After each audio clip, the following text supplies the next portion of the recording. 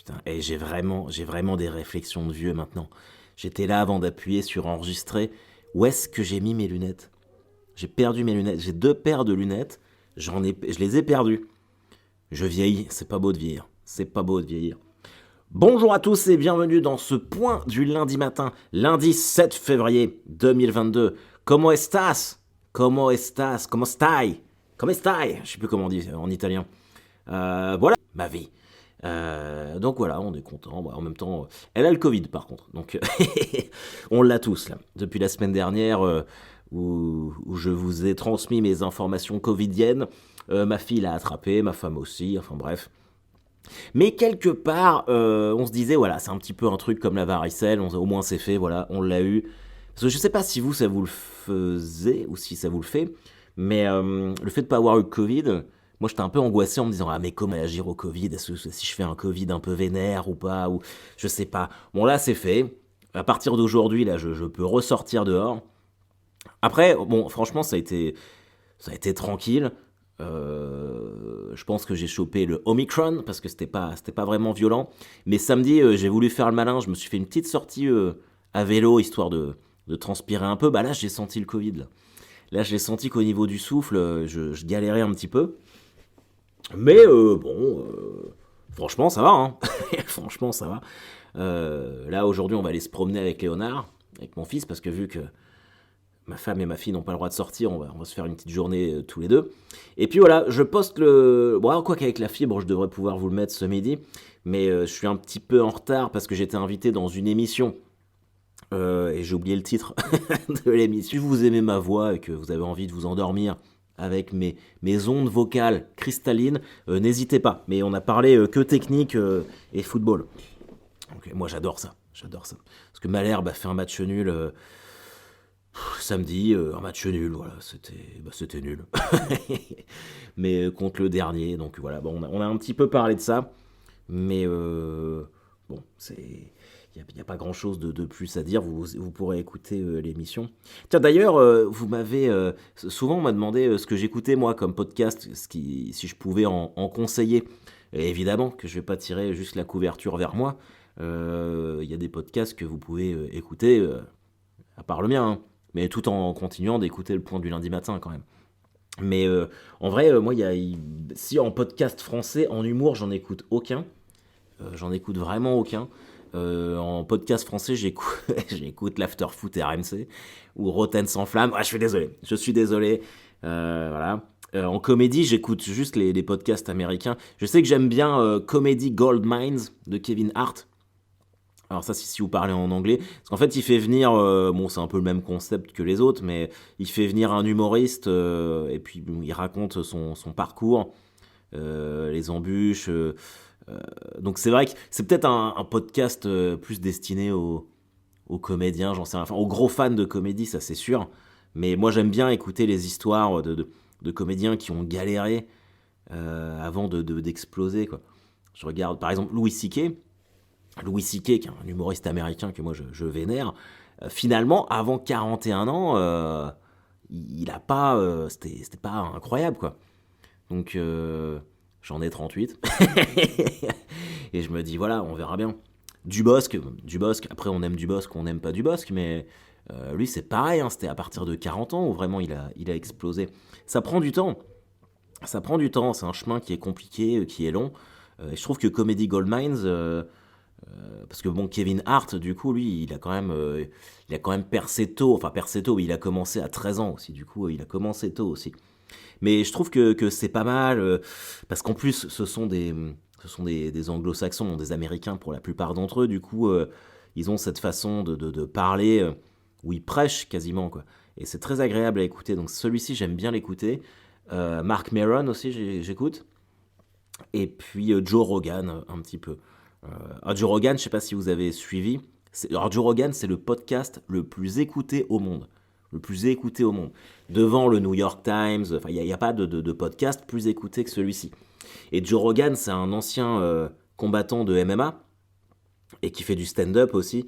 Alors, il est surtout connu pour son podcast parce que, bon, le stand-up, moi, je suis pas très très client. Je trouve pas ça super drôle. Mais par contre, je trouve que son podcast est cool, parce que lui, il invite vraiment différents types de personnes, et il commente du coup l'UFC, en fait, les combats de MMA. Donc si vous êtes fan de MMA, vous l'avez peut-être vu sur la télé, sur les émissions de combat américaines. Et là, en plus, il est dans la tourmente en ce moment parce que il y a des extraits de. Ça m'énerve quand on fait ça. J'aime pas ça. J'ai toujours l'impression de me sentir manipulé. Mais il y a des extraits, en fait, des combinaisons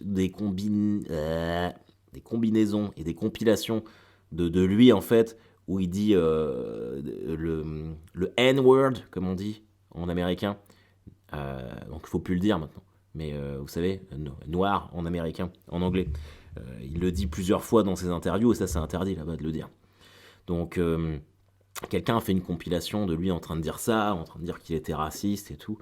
Je sais pas si c'est vrai ou pas, mais conjointement à cette polémique-là, il y a aussi une polémique qui concerne ces dernières émissions où il aurait un discours un peu anti-vax. Alors moi j'écoute régulièrement, franchement, ça, si on m'avait pas dit que c'était anti-vax, ça m'aurait peut-être pas forcément sauté aux yeux. Et puis en vrai, c'est vraiment faire de la polémique. Moi, j'en peux plus de ces trucs-là. Vraiment, ça me fatigue, ces histoires de cancel culture et de polémique, là. J'ai l'impression que, voilà, il faut trouver des trucs tout le temps. Putain, ici, il est anti-vax, il a le droit d'être anti-vax. Je veux dire, il y a un moment, faut arrêter, hein. Jusqu'à ce qu'on prouve, moi je suis même pas anti-vax parce que j'ai fait mes 3 vaccins, donc, mais jusqu'à ce qu'on prouve vraiment par A plus B que le vaccin, qui pour moi n'en est pas vraiment un, en vrai, c'est plus une protection, parce que regardez, enfin moi j'ai eu mes 3 doses, je l'ai quand même chopé, mais par contre je l'ai pas chopé sévèrement, donc je me dis que c'est peut-être plus une protection qu'autre chose, mais moi je respecte le fait que les gens ne veuillent pas se faire injecter un truc qui est peut-être pas forcément fiable. Bon, moi j'ai pas peur et puis j'ai plutôt confiance. Donc je le fais, mais je comprends que faut respecter la vie de chacun, quoi. C'est incroyable. C'est vraiment incroyable. Donc ça fait partie des podcasts que j'écoute. Mais en podcast humoristique français, je n'en écoute aucun. Voilà. Donc pourquoi, vous me diriez bah parce que. Parce que déjà, j'ai pas le temps. J'écoute ceux auxquels je suis habitué. Et j'écoute beaucoup de podcasts de foot. Beaucoup de podcasts sur le métal. Si j'aime bien, il y en a un que j'aime bien, alors c'est un podcast YouTube du coup, qui s'appelle Dealer de métal, c'est un truc français. Le mec est drôle, j'aime bien. Mais les, les, les, les- les podcasts d'humour français, j'ai du mal. J'ai du mal à m'y intéresser. Alors, est-ce que c'est parce que je connais les gens qui le font? Je critique pas, mais ce sont déjà des histoires que j'ai déjà entendues. Donc voilà quoi. Mais bon. Euh, voilà. Oh, je suis vraiment désolé, les amis. Vous avez été 3-4 à me parler de The Crew. The Crew, j'ai trop du mal à le dire, ce titre de cette série. The Crew.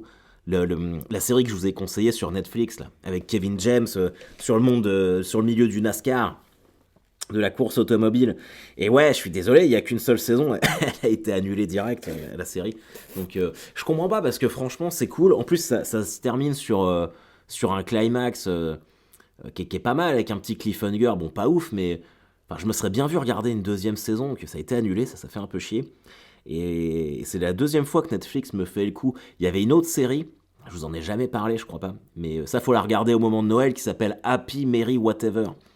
Et c'est pareil, il n'y a qu'une seule saison sur Netflix, ils ont annulé avant la deuxième, et franchement, c'est marrant, ça raconte l'histoire d'un couple. Bon, c'est surtout axé sur le mec du couple qui vit à Los Angeles, et il débarque à Philadelphie dans la famille de la fille pour faire les fêtes de fin d'année.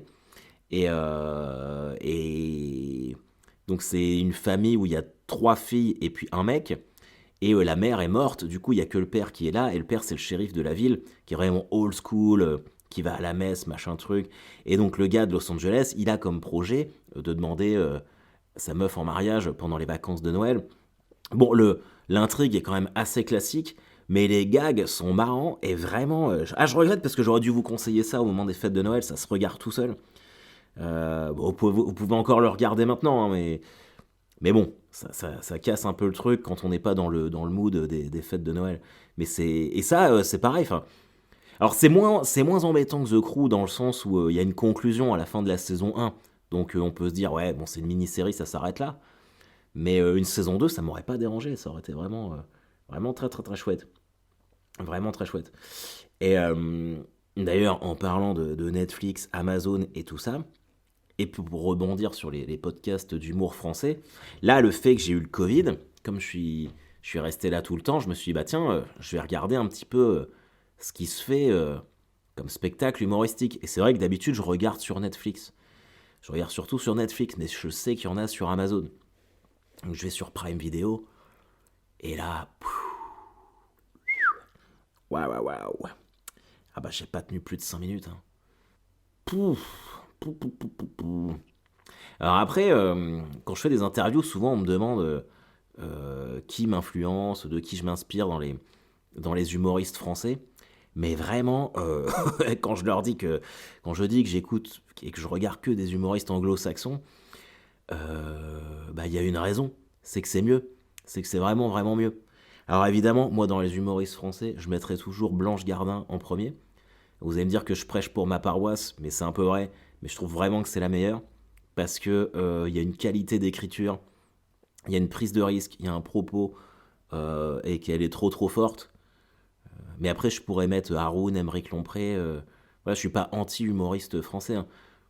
J'ai pas trouvé ça, ça n'a pas résonné en moi. Donc non, donc non, c'est tout. Par contre, Haroun sur Netflix, j'ai trouvé ça vraiment très cool.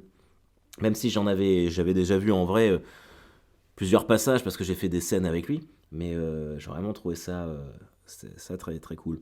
Et c'est marrant parce que ce matin, je lisais un article dans 20 minutes qui disait que la culture était sinistrée depuis le début de l'année. Alors ils disent de l'année, mais je pense que ça peut remonter à plus loin, où il y a eu moins 25% de fréquentation des salles de cinéma et de spectacles vivants.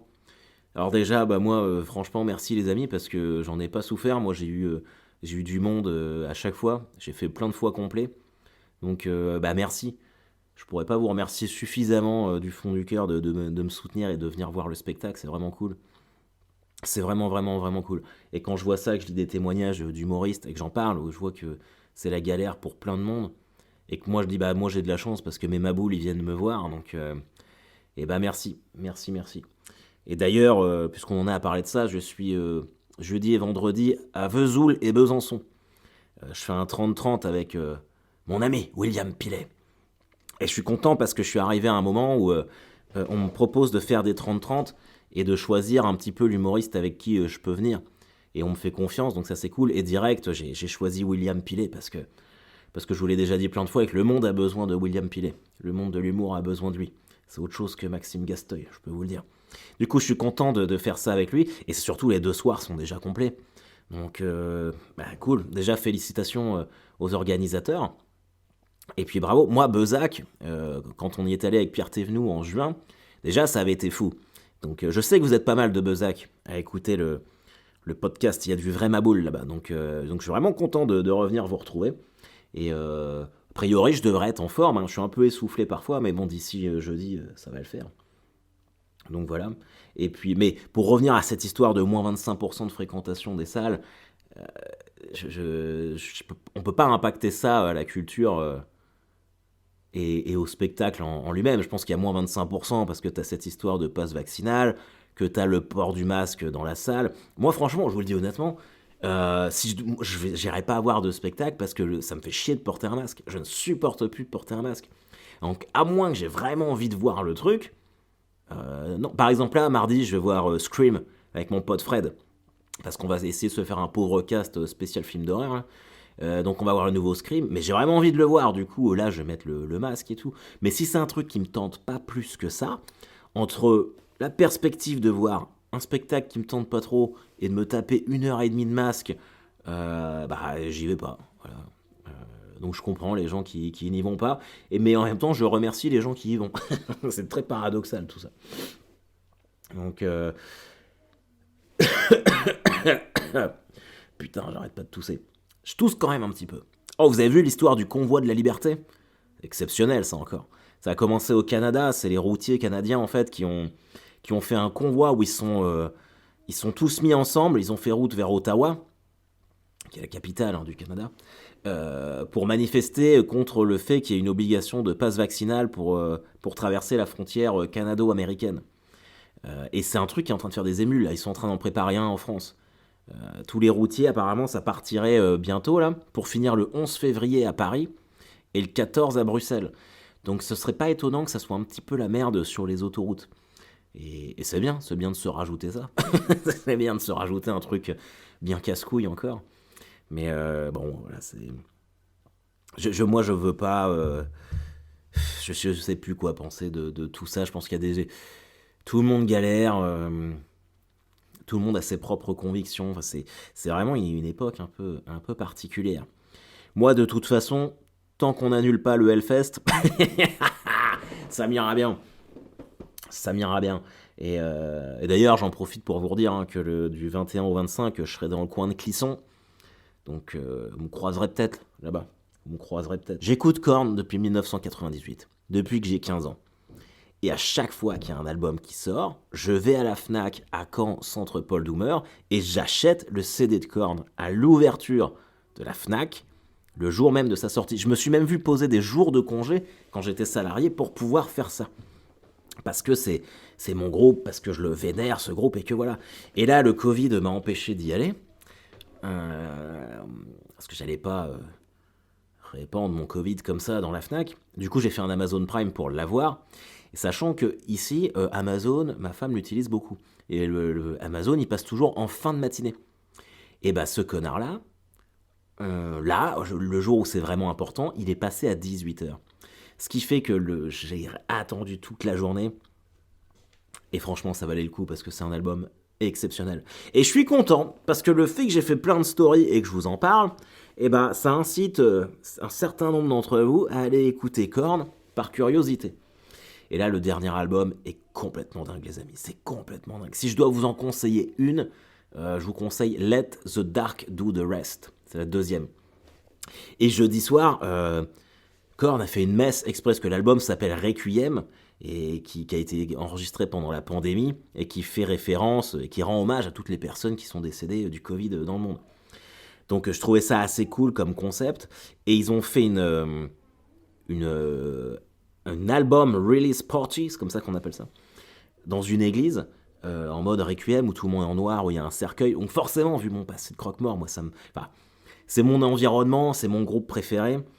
Et en fait, ils ont fait les chansons en mode acoustique au début, avec une chorale derrière, mais c'était incroyable, incroyable. C'est sur YouTube, mais allez voir ça, c'est incroyablement...